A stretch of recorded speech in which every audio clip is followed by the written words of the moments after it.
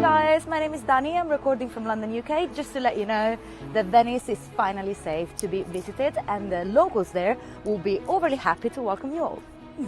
Buongiorno, Venezia, città bella e sicura. Dalla Grecia alla Sicilia, passando per Londra e la Slovacchia, tutto il mondo, buona parte di esso, si è mobilitato e si sta mobilitando in queste ore via social media per dire che Venezia, la città da sempre tra le più turistiche a livello planetario, è sicura.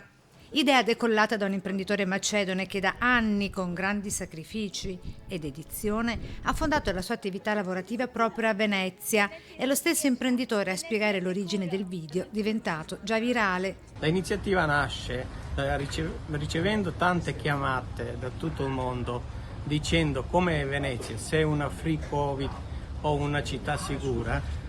È nata l'idea, perché non chiamare queste persone in quale abbiamo dato le garanzie che Venezia è una città sicura, di poter fare la loro testimonianza. Persone solo in apparenza lontane, ma nella realtà magicamente connesse grazie allo straordinario amore per Venezia. Dobar den, Venezia è sicura. Venezia este in sicurezza. Venezia è безопасный город.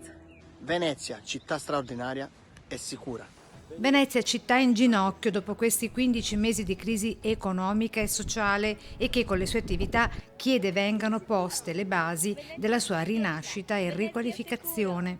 E quindi grazie a questo video riceviamo un sacco di chiamate e prenotazioni per Venezia. Venezia è bezpieczna, Venezia è sicura. Venezia è sicura. Venezia è sicura, ripartiamo tutti insieme con fiducia.